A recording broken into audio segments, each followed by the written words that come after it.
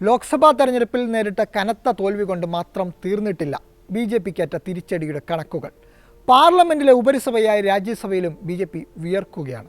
വർഷങ്ങൾക്ക് ശേഷം ഇതാദ്യമായി രാജ്യസഭയിൽ ബി ജെ പിയുടെ അംഗബലം 90-ൽ താഴെയായി കുറഞ്ഞു.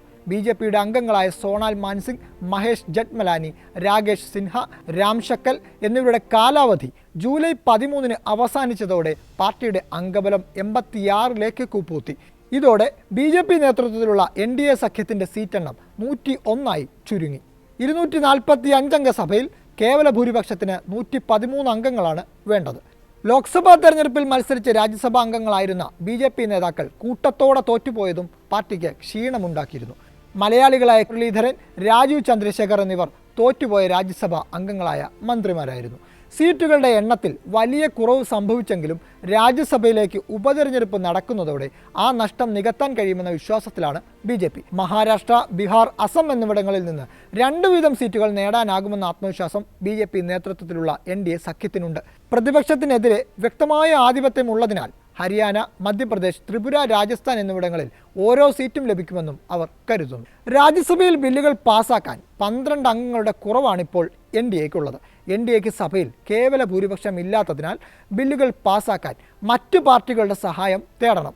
തമിഴ്നാട്ടിലെ മുൻ സഖ്യകക്ഷിയായ AIADMK, ആന്ധ്രാപ്രദേശിലെ ജഗൻമോഹൻ്റെ YSR കോൺഗ്രസ് എന്നിവയെ ഒപ്പം നിർത്താനാകുമെന്ന പ്രതീക്ഷയിലാണ് ബി ജെ പി. YSR കോൺഗ്രസിന് 11 അംഗങ്ങളും AIADMKയ്ക്ക് 4 അംഗങ്ങളുമുണ്ട്. കഴിഞ്ഞ കാലങ്ങളിൽ ബി ജെ പി പിന്തുണച്ചവരാണ് ഇരു പാർട്ടികളും. നവീൻ പട്നായിക്കിൻ്റെ BJD യാണ് ഇരു സഖ്യത്തിലുമില്ലാത്ത മറ്റൊരു പാർട്ടി. സഭയിൽ പാർട്ടിക്ക് 9 അംഗങ്ങളുണ്ട്. ബി ജെ പിയെയാണ് BJD ഇതുവരെ പിന്തുണച്ചത്. എന്നാൽ ഒഡീഷ നിയമസഭാ തെരഞ്ഞെടുപ്പിൽ പരാജയപ്പെട്ടതിന് പിന്നാലെ BJD ബി ജെ പിയുമായി അകന്നു.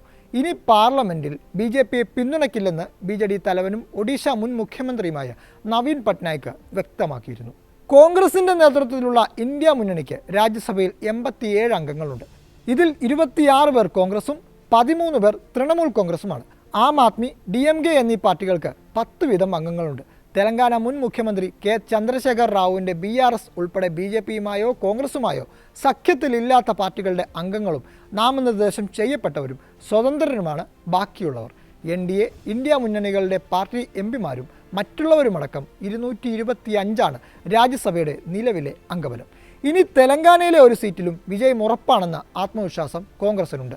എന്നാൽ രാജസ്ഥാനിൽ നിന്നുള്ള രാജ്യസഭാ അംഗമായ KC വേണുഗോപാൽ ലോക്സഭയിലേക്ക് തിരഞ്ഞെടുക്കപ്പെട്ടതോടെ ആ സീറ്റ് ബി ജെ പി നേടിയേക്കും. ലോക്സഭാ തെരഞ്ഞെടുപ്പിൽ വിജയിച്ച ദീപേന്ദർ സിംഗ് ഹൂഡ ഒഴിഞ്ഞ ഹരിയാനയിലെ രാജ്യസഭാ സീറ്റിലും ബി ജെ പിക്കാണ് മുൻതൂക്കം.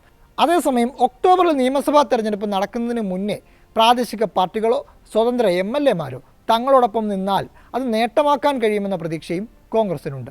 19 സീറ്റുകളാണ് രാജ്യസഭയിൽ നിലവിൽ ഒഴിഞ്ഞുകിടക്കുന്നത്. ഇതിൽ 11 സീറ്റിൽ അംഗങ്ങളായിരുന്നവർ ലോക്സഭയിലേക്ക് തിരഞ്ഞെടുക്കപ്പെട്ടപ്പോൾ BRS MP ആയിരുന്ന K. കേശവറാവു കോൺഗ്രസിൽ ചേർന്ന ശേഷം രാജിവെക്കുകയായിരുന്നു. അവശേഷിക്കുന്ന 4 കേന്ദ്രഭരണ പ്രദേശമായി മാറിയ ജമ്മു കശ്മീരിൽ നിന്നുള്ളവയാണ്. തിരഞ്ഞെടുപ്പ് നടക്കാത്തത് കൊണ്ട് തന്നെ അത് ഒഴിഞ്ഞു കിടക്കുകയാണ്. ബാക്കി 4 രാഷ്ട്രപതി നാമനിർദ്ദേശം ചെയ്യുന്ന അംഗങ്ങൾക്കായി മാറ്റിവെച്ചിരിക്കുന്നവയാണ്. ഒഴിവ് വന്ന സീറ്റിലേക്കുള്ള ഉപതെരഞ്ഞെടുപ്പ് തീയതി തെരഞ്ഞെടുപ്പ് കമ്മീഷൻ ഇതുവരെ പ്രഖ്യാപിച്ചിട്ടില്ല.